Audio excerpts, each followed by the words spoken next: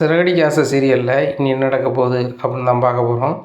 இங்கே விஜயாவும் பார்வதியும் கோயிலுக்கு போயிருக்காங்க. அப்போ கோயிலில் நிற்கும்போது ஒரு 2 லேடிஸ் வந்து பேசுகிறாங்க. அப்போ பேசும்போது நீங்கள் யார் அப்படின்னு சொல்லி விஜயா கேட்குறாங்க. நான் வந்து முத்து இருக்கார்ல, அவரோட ஃப்ரெண்டோட ஒய்ஃபு, நான் வந்து அவங்களோட அம்மா அப்படிங்கிறாங்க. நீங்களா? நீங்கள் எதுக்கு என்கிட்ட வந்து பேசுகிறீங்க அப்படிங்கிறாங்க.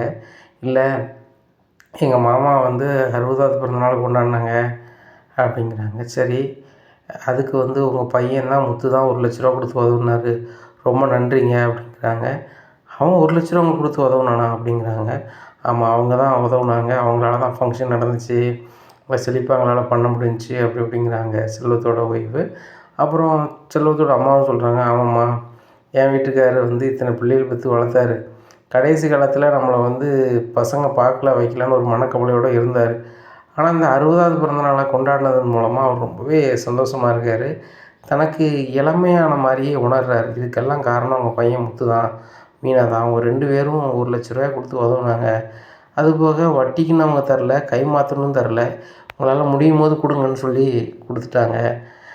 ஆனால் என் பையன் செல்வம் உடனே நட்பு எதுவும் வீணாயிடக்கூடாது அப்படின்னு சொல்லிட்டு மொய் பணத்தை கொண்டு அப்படியே கொடுத்துட்டான். அதில் ரூ. 1,00,000 இருந்துச்சா கூட இருந்துச்சா என்னென்னு தெரியல. அவங்க நட்புக்குள்ளே நானும் எதுவும் கேட்கல. ஆனால் உங்கள் பையன் மாதிரியும் உங்கள் மருமக மாதிரியும் யாருக்குமே ஒரு பாசம் வராது. அவங்க இப்படி கேட்ட உடனே காசு கொடுக்குறது வைக்கிறது எல்லாமே அவங்கள மிஞ்ச யாருமே இல்லை அப்படி இப்படிங்கிறாங்க. இதை கேட்ட விஜயா ரொம்பவே ஷாக்காகிறாங்க. என்ன, 60ஆம் கல்யாணத்துக்கு இவங்க ரூ. 1,00,000 கொடுத்து உதவுறாங்களா? அப்போ இவங்ககிட்ட காசு நிறைய இருக்கா? காசு இருந்தால் தானே உதவ முடியும், இல்லைன்னா யாருக்கும் உதவ முடியாது அப்படின்னு சொல்லிட்டு முடிக்கிறாங்க. சரி சரி, நான் போய்ட்டு வரேன் அப்படின்னு சொல்லிட்டு பார்வதி கிளம்பும் அப்படின்னு சொல்லிட்டு போகிறாங்க விஜயா. உடனே விஜயா கேட்குறாங்க பார்வதிகிட்ட, பார்வதி, நானும் இந்த முத்து மீனாவும் என்னத்தையோ வேலை பார்த்துட்டு கிடக்காங்க, ஒன்றத்துக்கு ஆக மாட்டாங்க அப்படி இப்படின்னு நினச்சிக்கிட்டு இருந்தேன், போகிற பக்கம் பார்த்தா இவங்க பெரிய ஆளாயிருவாங்களோ அப்படிங்கிறாங்க. இங்கே பாரு விஜயா, முத்து வந்து 2 கார் வச்சுருக்கான், இடைவிடாமல் என்ன செய்கிறான், உழைக்கிறான். ஒரு நாள் கூட லீவ் போட்டு அவன் இருந்ததில்லை, சரியா? 1. 2வது, அந்த மீனா பிள்ளையும் எப்படினாலும் கஷ்டப்பட்டு ஒரு 1000 ரூபாய்க்குனாலும் உழைச்சிருவான். மாதம் 30,000 ஆச்சு, வருஷத்துக்கு என்னாச்சு, அது ஒரு அமௌண்ட் ஆச்சு அப்படிங்கிறாங்க. 10 மாதம்னாலே 3,00,000 ஆச்சு, அது கிட்டத்தட்ட 3,60,000 வருஷத்துக்கு வந்துடுமோ அப்படிங்கிறான். ஆமாம், வந்துடும், சரியா? அதே மாதிரி அதே வருமானத்தை முத்துக்கு வச்சு பார்த்தாலும் கிட்டத்தட்ட அவங்க வருஷத்துக்கு 6,00,000 7,00,000 உழைச்சிருவாங்க. அதில் அவங்களுக்கு 4,00,000 செலவு பண்ணாலும் 2,00,000 அவங்களால மிச்சப்படுத்த முடியும் அப்படிங்கிறாங்க. அப்படி நீ சொல்லுது வச்சு பார்க்கும்போது மாடியில் அவங்க ரூம் கட்டிடுவாங்களோ அப்படிங்கிறாங்க. 100% அவங்க கட்டுறதுக்கு வாய்ப்பே இருக்குது, சரியா?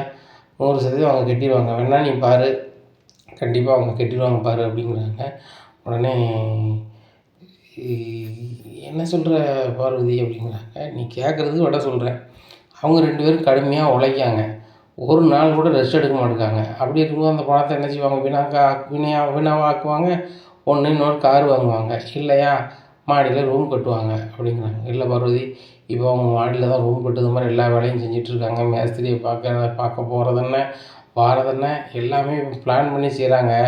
அந்த ஜோடி நம்பர் 1 போட்டியில் இவங்க 2 பேரும் பேசி வச்சுக்கிட்டு ஜெயிச்சிட்டாங்கன்னா பார்த்துக்கங்க. அவங்களுக்கு 2 பேருமே படிப்பு கிடையாது, 2 பேருக்குமே பழக்கம் கிடையாது வெளியில். அந்த இதில் எப்படி அவங்க செஞ்சுருக்காங்க பாரு, அப்போ பணத்தை சம்பாதிக்கும் போது ரொம்ப குறியாக இருக்காங்க அப்படிங்கிறாங்க. விஜயா, நீ வேணால் பணக்கார மருமக்க அப்படி இப்படின்னு சொல்லிக்கிட்டு இருக்க. இப்போ மனோஜ் எடுத்துக்கா, ரோஹிணி எடுத்துக்கா. ரோஹிணி சொந்தமாக பார்லர் வச்சுருக்கா. உனக்கு மாதம் 5,000 தரலை தவிர்த்து மொத்தமாக பணம் சேர்த்துருக்காளான்னு கேட்டால் இல்லை. ஏன்னா இல்லாமல் மாதமே செலவு பண்ணிகிட்டு இருக்கா. அதை விட்டுரு.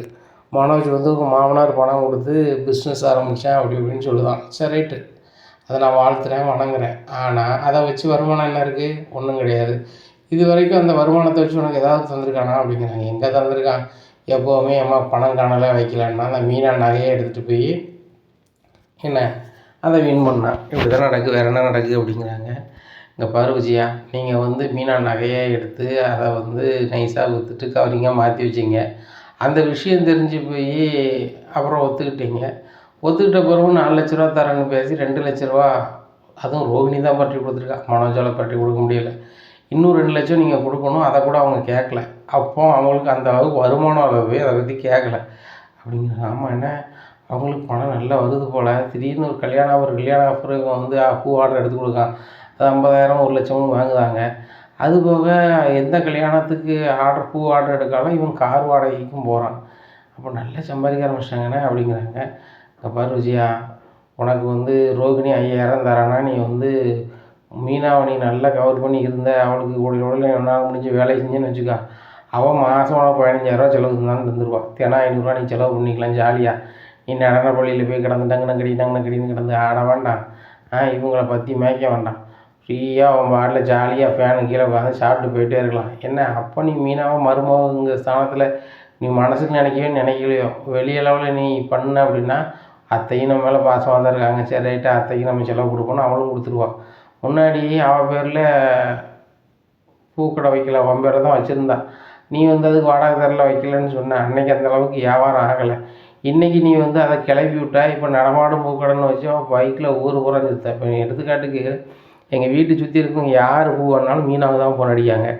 அதுபோக கல்யாணம் ஆடுறதுனாலும் எதுனாலும் இந்த முத்து நம்பரையும் மீனா நம்பரையும் சேவ் பண்ணி வச்சுக்கிட்டு அதுக்கு தான் கூப்பிடுதாங்க.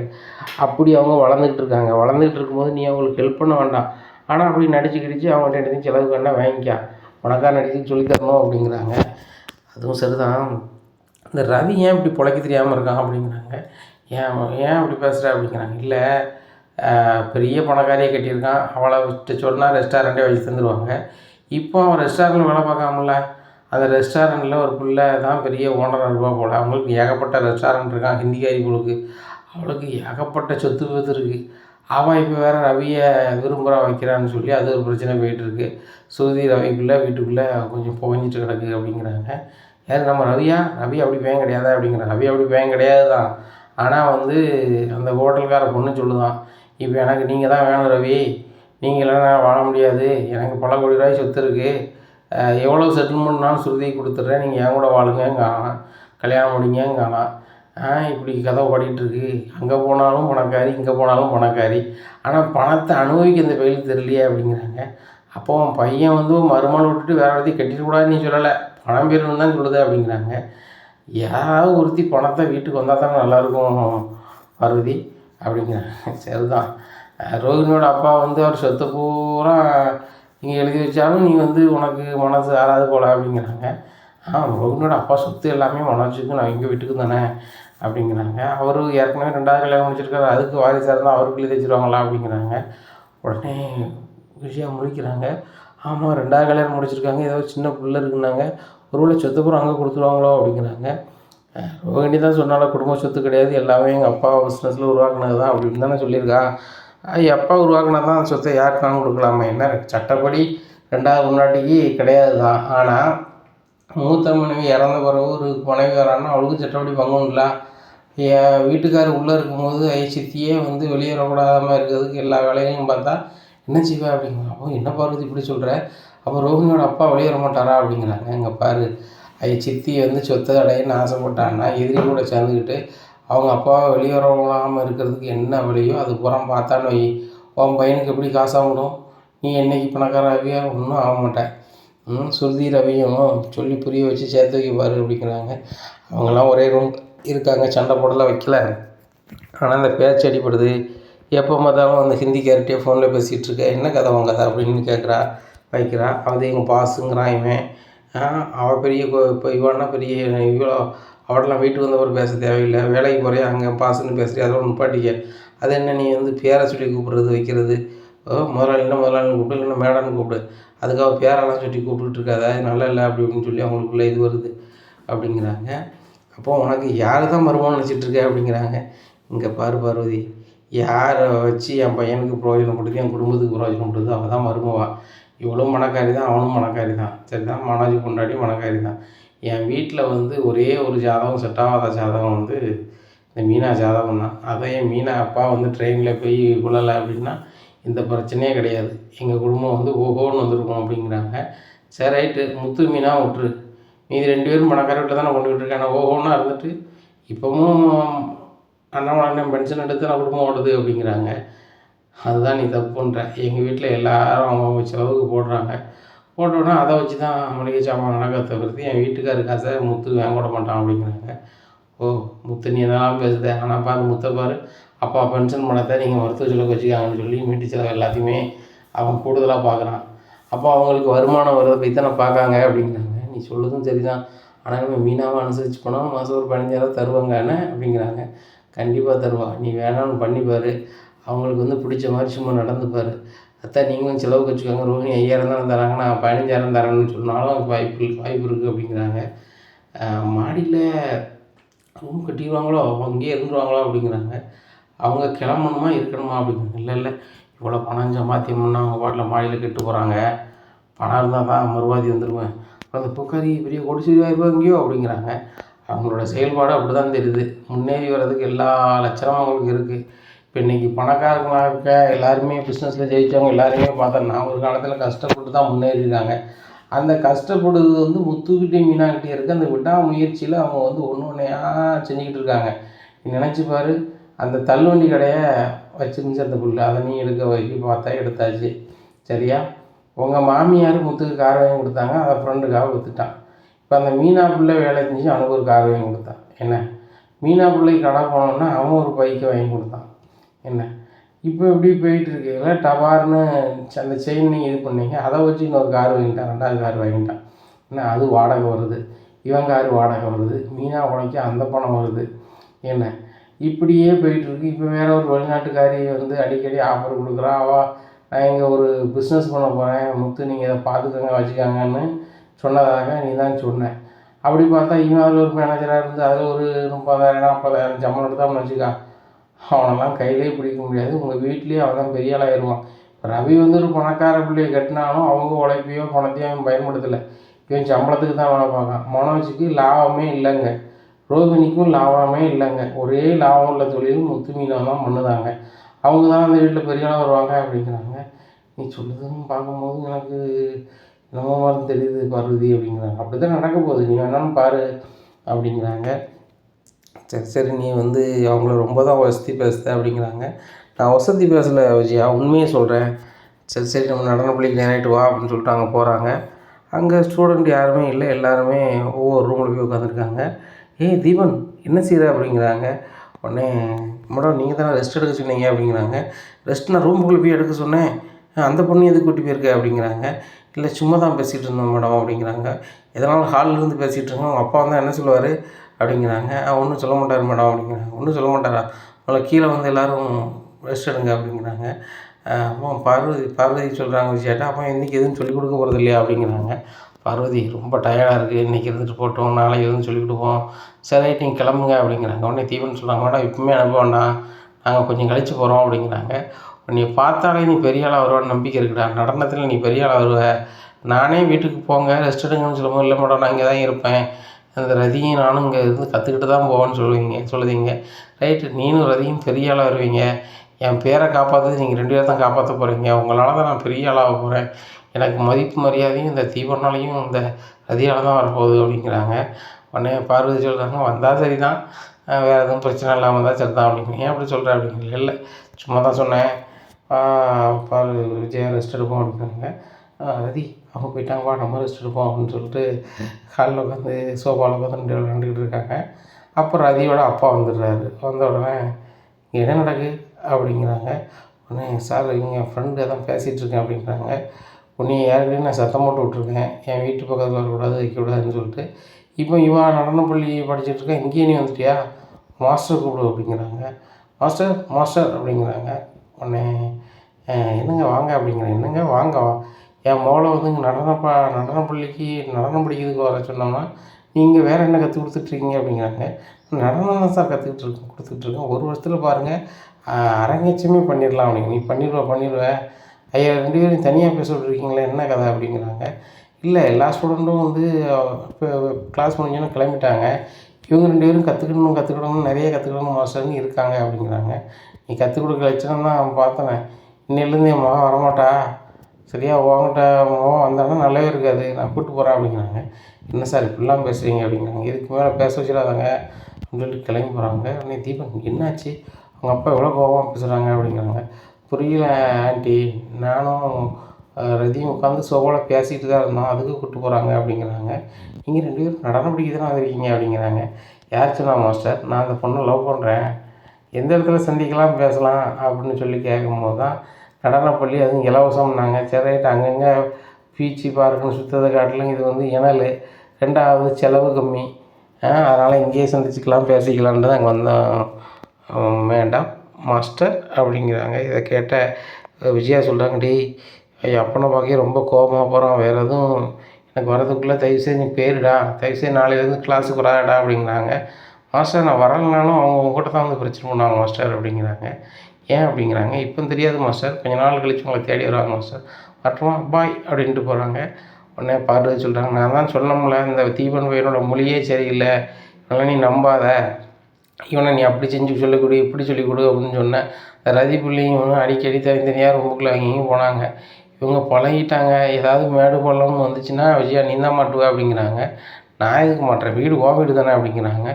ஓ இப்படி வேறு உனக்கு ஆசை இருக்கா, மாஸ்டர் நீ தான், நான் வாடகைக்கு விட்டோம்னு சொல்லி நான் இது பண்ணிக்கிடுவேன் அப்படிங்கிறாங்க. பார்வதி இப்படி எதுவும் போட்டு கொடுத்துடாத அப்படிங்க. நான் அதுவும் போட்டு கொடுக்கல, நீ தலையை கலத்தும் போது நானும் கலத்துவோம்ல விஜயா அப்படிங்கிறாங்க பார்வதி. மீனா அம்மா ஹாஸ்பிட்டலுக்கு பார்க்க போகிறாங்க. அங்கே போய் ரொம்பவே அழுகிறாங்க. மீனா, ஏன் மீனா நீ வந்து சிட்டியை பார்க்க போனேன், நான் தான் சொன்னேனடி அவன்கிட்ட போகாத வைக்காத, அவன் ரவடி போய எனத்தையாவது பண்ணிடக்கூடாதுன்னு சொன்னேன், நீ போய் கேட்கலையே அப்படிங்கிறாங்க. ஏம்மா சத்யாவை வந்து அவன் கெடுத்துக்கிட்டே இருக்கான், நான் எப்படிமா பார்த்துக்கிட்டு இருக்க முடியும், எனக்கு ரொம்ப எரிச்சலாகிடுச்சு, என்னுடைய கோபத்தை கண்ட்ரோல் பண்ண முடியல அப்படிங்கிறாங்க. பார்த்தீங்களா முன்னாடி நான் தான் கோவப்படுவேன், மீனா ஒவ்வொரு வாட்டியும் எனக்கு பக்குவம் சொல்லிக்கிட்டே இருப்பாள், இப்போ அவள் கோவப்பட ஆரம்பிச்சிட்டா, நான் பக்குவமாக இருக்க வேண்டிய சூழ்நிலை ஏற்படுது, அவன் தேவையில்லாத வேலைலாம் பார்க்கக்கூடாதுன்னு சொல்லுங்க. அவன் சிட்டி மேலே கடுப்புனா ஏன்டா சொல்லுங்கள், நான் வெளுக்குன்னா வெளுத்துருந்தேன், எனக்கு கூட சத்தியாக அங்கே போகிறது பிடிக்கல, ஆனால் நம்ம சொன்னால் கேட்கணும் தான் அப்படிங்கிறாங்க. என்ன வருமானே செய்ய அப்படின்ட்டு இருக்காங்க. இந்த சூழ்நிலையில் வந்துட்டு சத்யா வர்றது ஹாஸ்பிட்டலுக்கு கேட்க, என்னாச்சு, அம்மாவுக்கு ஃபோன் அடிச்சு ஹாஸ்பிட்டலில் இருக்கேன்னாங்க, வந்து பார்த்தா நீங்கள் வேறு கெட்டு போட்டிருக்கு அப்படிங்கிறாங்க. உடனே முத்து சொல்ல, எல்லாம் உன்னால தாண்டா அப்படிங்கிறாங்க. என்னாலையா, நான் என்ன பண்ணேங்க அக்காவா அப்படிங்கிறாங்க. அந்த சிட்டி தாண்டா அப்படி தள்ளி விட்ருக்கான் அப்படிங்கிறாங்க. அதுக்கு வாய்ப்பே இல்லை, சிட்டிலாம் அப்படி செய்ய மாட்டான், எங்கள் அக்கா மேலே அவன் ரொம்ப பாசம் வச்சுருப்பான், உங்களை தான் அவனுக்கு பிடிக்காது வருது, சத்யா குடும்பம் அவனுக்கு ரொம்ப பிடிக்கும் அப்படிங்கிறாங்க. டேய் மாமாவோட போய் சொல்லிட்டாரு, உண்மையில் அவன் தாண்டா நீ தள்ளி விட்டான் அப்படிங்கிறாங்க. என்னக்கா சொல்கிற, நானும் சிட்டியும் ஃப்ரெண்ட்லியாக பேசுறது உனக்கு பிடிக்கலையக்கா, நீ அப்போ இல்லாதையும் பொல்லாதையும் சொல்லி எங்கள் நட்பை கெடுக்க பார்க்கியா அப்படிங்கிறாங்க. நீ தானே அந்த ஆஃபீஸில் பெரிய புளிங்க, அந்த ஆஃபீஸில் சிசிடிவி கேமரா எப்படி வச்சுருப்பீங்களே, நீ போய் போட்டுப்பார், அக்காவும் மச்சாஞ்சனும் உண்மையாக பொய்யான்னு சொல்லிட்டு அப்படிங்கிறாங்க.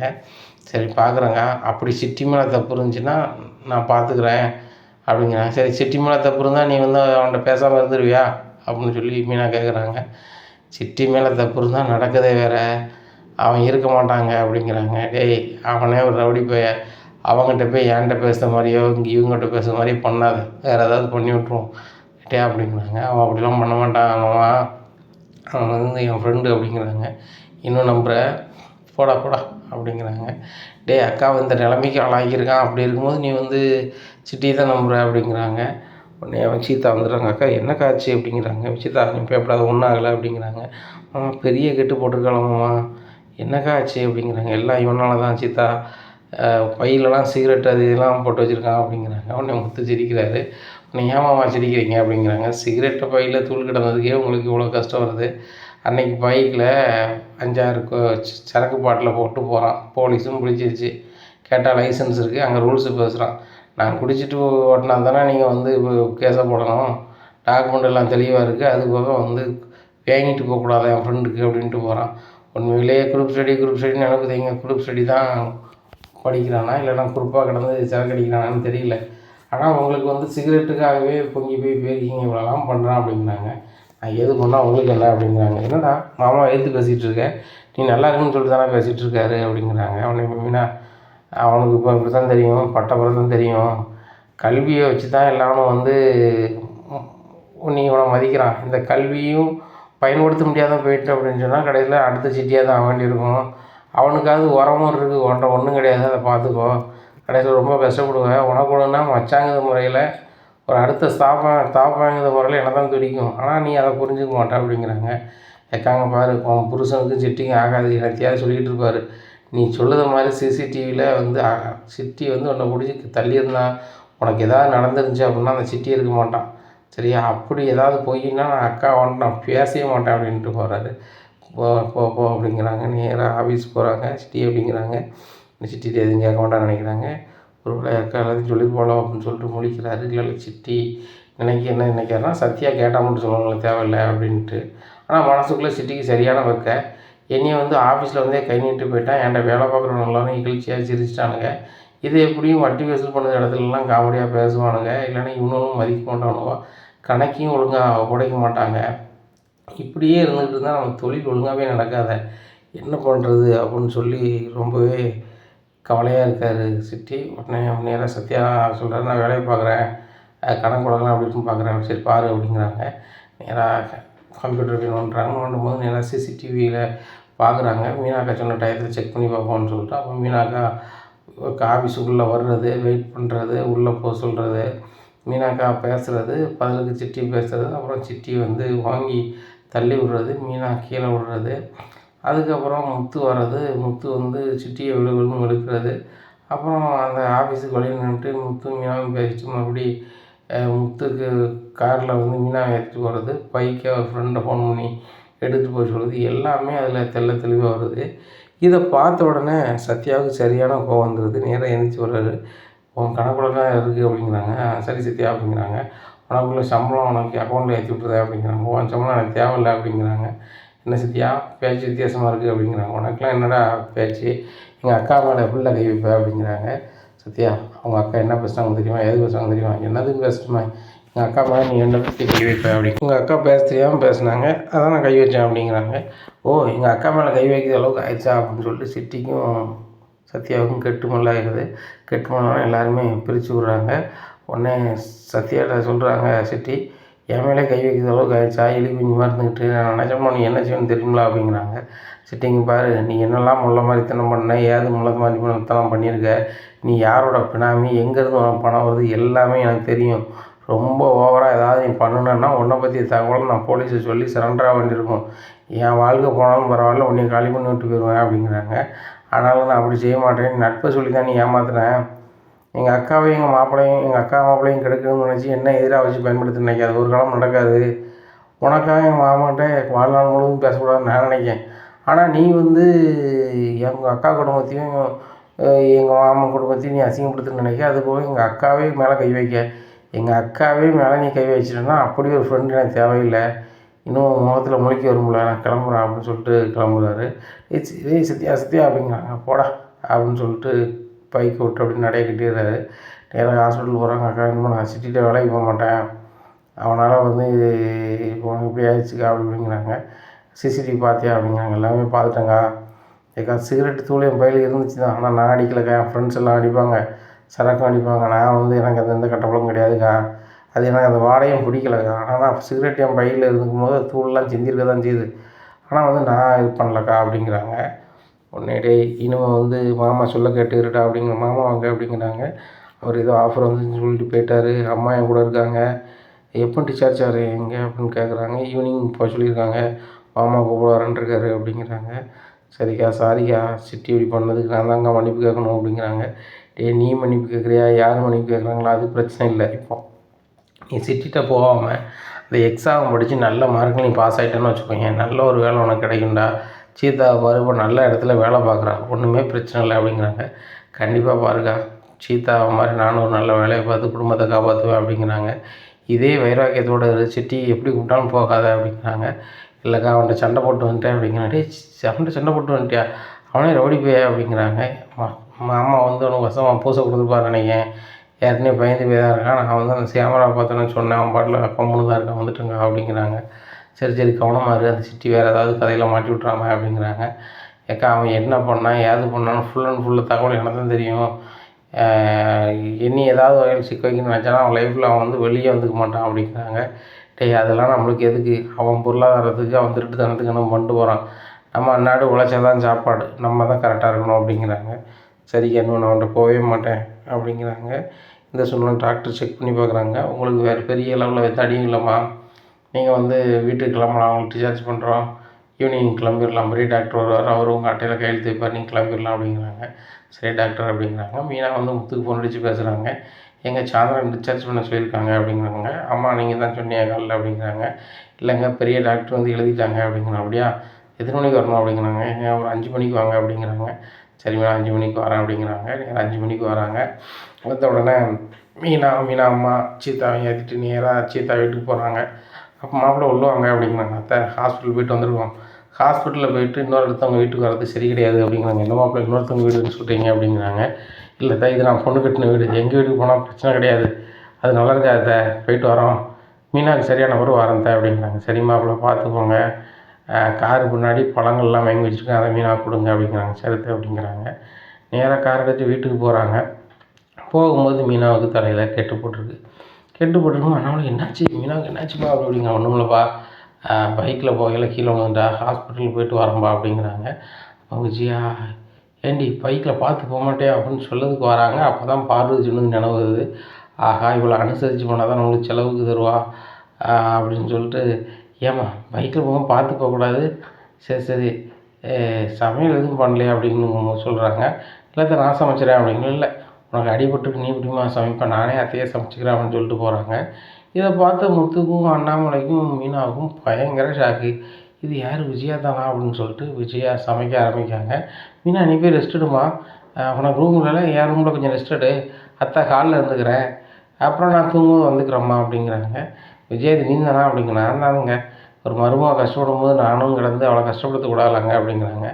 மீனா, இது ஏதோ உள்குத்து இருக்குது, அது போய் எங்கள் அம்மா இப்படி பண்ணுறாங்கன்னா எதுவும் கதை இருக்கும், ஐயா ஆதாயம்லாம் ஆற்றுல இறங்க மாட்டான்னு சொல்லி ஒரு பழைய பழமொழி சொல்லுவாங்க, அது மாதிரி ஏதோ ஒரு ஆதாயத்துக்கு தான் எங்கள் அம்மா வந்து இது பண்ணுறாங்க, நீ கொஞ்சம் தெளிவாரு அப்படிங்கிறாங்க. எனக்கும் புரியுதுங்க, எப்போவுமே அத்தை பேசிக்கிட்டு இருப்பாங்க, இப்போயும் இவ்வளோ சந்தோஷமாக பேசுகிறாங்கன்னா ஒரு பக்கம் மனசு சந்தோஷமாக இருக்குது, இன்னொரு பக்கம் கூட கொஞ்சமே பயமாக இருக்குது, அத்தை எந்த மாதிரியான செயலுக்காக இதை செய்கிறாங்கன்னு எனக்கு தெரில அப்படிங்கிறாங்க. எனக்கும் புரியலை, சரி போய் ரெஸ்ட் எடு அப்படிங்கிறாங்க. இங்கே சிட்டி வந்து ரொம்பவே கடுப்பாக இருக்கார் முத்து மேலே. இப்படி இருக்கும்போது ரோகிணி வந்து நேராக சிட்டி ஆஃபீஸ் போகிறாங்க. சிட்டி அப்படிங்கிறாங்க, இவ்வளோ நேரத்துக்கு வந்தீங்கன்னா என்ன அப்படிங்கிறாங்க. எனக்கு ரொம்ப கடுப்பாக இருக்குது, என் பர்சனல் லைஃப்பை பற்றி ஃபுல் அண்ட் ஃபுல்லாக ஒருத்தன் தெரிஞ்சுக்கிட்டு எனக்கு இவ்வளோ பணம் வேணும் அவ்வளோ பணம் வேணும்னு மாதம் வாங்கிட்டு இருந்தான். நானும் பொறுத்து பார்த்த முடியல, ஒரு கட்டத்துக்கு மேலே கொடுக்க முடியல, உங்களுக்கு சொன்னேன், அவனை நீங்கள் ஏதோ ஒரு கேஸில் அனுப்பி விட்டீங்க, அவன் ஜெயிலேருந்து வந்துட்டான். முதல் கல்யாணத்தை நான் தான் பிடிச்சேன்னு நினச்சிட்ருக்கான், ரெண்டாவது கல்யாணத்தை விலகி இருக்க காரணமும் நான் தான் நினைக்கிறேன். அதனால் வந்து நான் லைஃப் டயத்தில் ஒரே செட்டில்மெண்ட் இருந்துரு, நான் வந்து அவன் பக்கத்துலேயே வரமாட்டேன்னு சொல்கிறான் அப்படிங்கிறாங்க. அப்போ நீங்கள் கொடுத்து தொலை வேண்டியதானே அப்படிங்கிறாங்க. அவன் வந்து 30 லட்ச ரூபா கேட்குறான், 30 லட்ச ரூபா நான் எப்படி கொடுக்க முடியும் அப்படிங்கிறாங்க. அவனை ஏதாவது நீ பண்ணணும் அப்படிங்கிறாங்க. நான் எதனாலும் பண்ணிக்கிறேன், உங்களுக்கு எந்த பிரச்சனை வராலும் நான் முடிச்சு விட்றேன், ஆனால் எனக்கு ஒன்று நீங்கள் செய்யணும் அப்படிங்க. என்ன அப்படிங்கிறாங்க.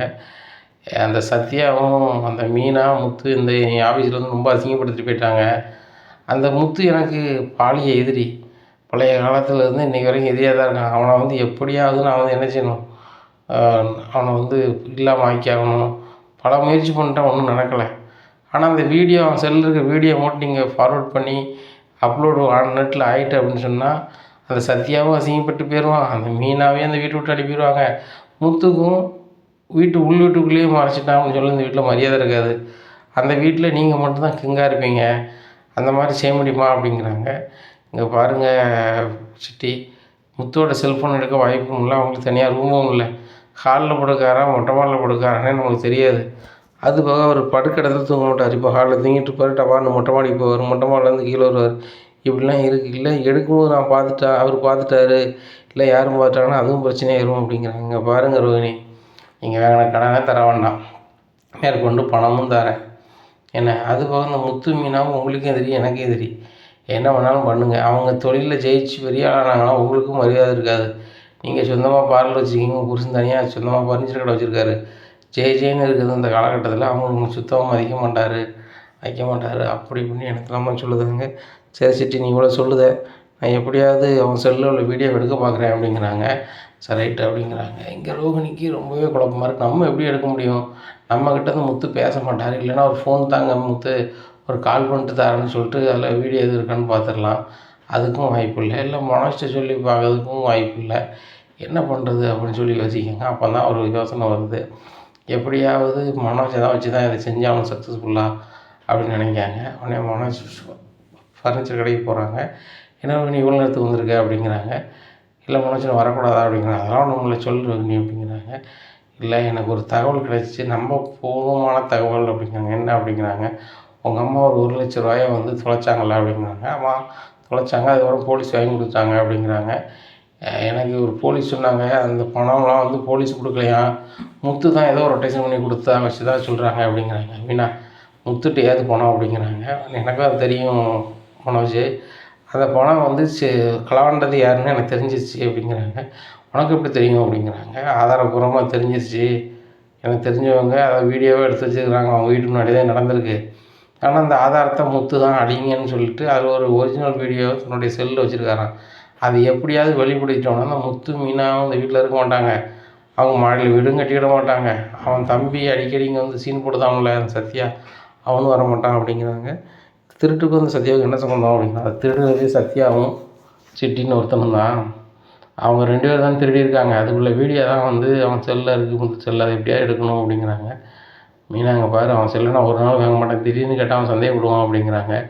முத்து நீ ஏதாவது ஒரு பிளான் பண்ணி எடுத்தாங்கன்னு மனோஜ், எடுத்தாங்கன்னா இந்த வீட்டை விட்டு அவங்க போயிடுவாங்க. ஸ்ருதி ரவிக்கும் இப்போ பிரச்சனை போயிட்டுருக்கு அந்த ஹிந்திக்காரியை வச்சு.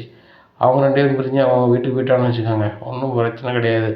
இந்த வீட்டில் இருக்க பொழுது நம்ம 2 பேரும் தான் ஜோடியாக இருப்போம், இந்த வீடே நம்ம என்ன செஞ்சுக்கலாம், கைப்பற்றிக்கலாம் அப்படிங்கிறாங்க. அப்படியே சொல்கிறாங்க. அப்படிங்க ஆமாம், அதை நீங்கள் எப்படியாவது பண்ணுங்கள், நான் ஒரு பிளான் சொல்கிறேன், அதை மட்டும் நீங்கள் செய்யுங்க அப்படிங்கிறாங்க. உடனே சரி அப்படிங்கிறாங்க. உடனே ரோஹினி நம்ம ரோஹினி சரி ரைட் நான் சொல்கிறேன் அப்படிங்கிறாங்க. இன்றைக்கி ஒரு ஐடியா வருது மனோஜுங்க, பாருங்கள் நீங்கள் ஒரு பிஸ்னஸ் பண்ணுறீங்க, பிஸ்னஸ் விஷயமா மீட்டிங் அங்கே போகிறேன் இங்கே போகிறேன்னு சொல்லிட்டு ஒரு 2 இதில் போங்க. இது வந்து செல்லில் தான், முத்து செல்லில் தான் இருக்குது. அப்போ முத்து செல்லை எடுத்தால் போதுமானது. நீங்கள் என்ன செய்யுங்க, எங்கேயாவது ஒரு மீட்டிங் சொல்லிட்டு கிளம்பி போங்க. அப்போ மனோஜ் வீட்டில் இல்லை அப்படின்னு நினச்சிடுவேன். நானும் ரொம்ப திறக்க மாட்டேன். மீனா ஒரு வேளை ஹாலில் படுத்தாங்கன்னா நம்ம கதவை திறந்தால் சவுண்டு கேட்கும். இதே இது நீங்கள் வந்து வெளியே எங்கேயோ மீட்டிங் போகிறேன்னு சொல்லிட்டு எங்கேயாவது அடிச்சுட்டு தங்கிட்டு டயத்தில் நைஸாக வீட்டுக்குள்ளே நீங்கள் வரணும். நான் கதவை திறந்தே வச்சுருப்பேன். நைஸாக முத்து செல்லை போய் எடுத்துட்டு அதில் உள்ள வீடியோவை எல்லாத்தையுமே நம்மளுக்கு ஃபார்வர்ட் பண்ணுறீங்க அப்படின்னா, அந்த வீடியோவில் சத்யா பற்றிய வீடியோ இருந்துச்சுன்னா என்ன, அதை வந்து அத்தைகிட்ட கொடுத்தோம்னா போதும், சீன் ஓவராகிடும். முத்து மீனா அந்த வீட்டில் இருக்க முடியாது. ஆக இந்த வீட்டில் நம்ம மட்டும் தான் கிங்காக இருப்போம் அப்படிங்கிறாங்க. ரோனி இது செம ஐடியா, அப்படி பண்ணிடலாம், நான் நாளைக்கே பண்ணுறேன் அப்படிங்கிறாங்க. சரி மனோஜ் தூங்க அப்படிங்கிறாங்க. காலையில் விடியுது, விடிஞ்சோன்னா அம்மா நான் எல்லார்ட்டையும் பேசணும் அப்படிங்கன்னா அப்படிங்கிறாங்க. நான் வந்து இப்போ பிஸ்னஸ் விஷயமா வேறு ஒரு மாநிலத்துக்கு போகிறேன், ரோகிணி ஒரு 2-3 நாளைக்கு வீட்டில் இருப்பான், அவங்க பார்த்துக்காங்கம்மா அப்படிங்கிறாங்க. இதெல்லாம் சொல்லணுமாடா, நான் பார்த்துக்கிறேன் அப்படிங்கிறாங்க. உடனே அண்ணாமலை கேட்குறாங்கட்டா திடீர்னு போகணுங்க அப்படிங்கிறாங்க. ஆப்பா மீட்டிங் வச்சுருக்காங்க அப்படிங்கிறாங்க. முத்து வராது. உனக்கு வந்து வெளியூர் போகிற அளவுக்குலாம் வந்து பிஸ்னஸுக்கு போகிற அளவுக்குலாம் வந்து பிஸ்னஸ்லாம் வளர்ந்துருச்சா அப்படிங்கிறாங்க. ஆமாடா, நானும் பெரிய ஆளாக போகிறேன், இப்படியே கிடக்க போகிறேன் அப்படி இப்படின்ட்டுருக்காங்க. உடனே இவங்க சொல்கிறாங்க ரோகிணி, அவர் வந்து வளர்ந்துட்டார், எப்போ உங்கள் பார்வைக்கு வந்தாங்கன்னா மனோஜ் வந்து வளராமல் இருப்பார் அப்படி இப்படிங்கிறாங்க.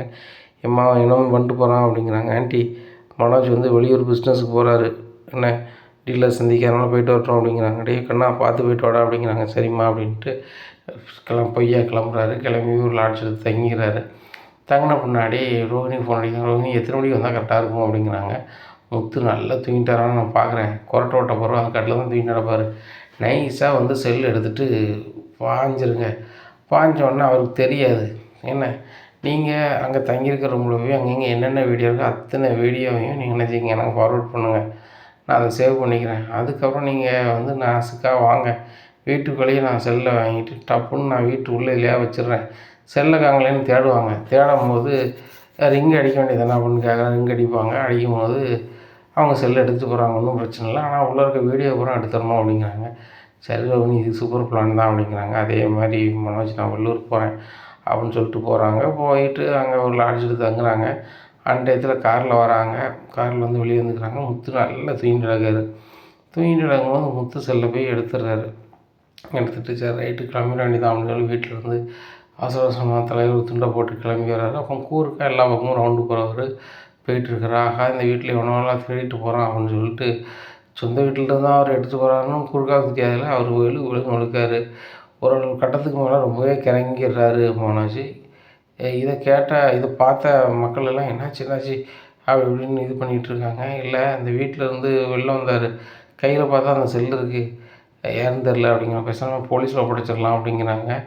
போலீஸா, சரி வேண்டாம் நான் என்னென்னு கேட்போம் அப்படின்னு இப்படின்ட்டுருக்காங்க போது மனோஜ் ஓடிடுறாரு, செல்லை போட்டு ஓடிடுறாரு. உடனே கூர்க்கா வராரு. கூர்க்கா வந்து அண்ணாச்சி உங்கள் செல்லை உள்ளேருந்து திருடிட்டு ஒரு ஆள் ஓடினார், அவனை வருஷமாக பூசையை கொடுத்து செல்லை வாங்கிட்டோன்னா அவர் தவிச்சு ஓட்டார் அப்படிங்கிறாங்க.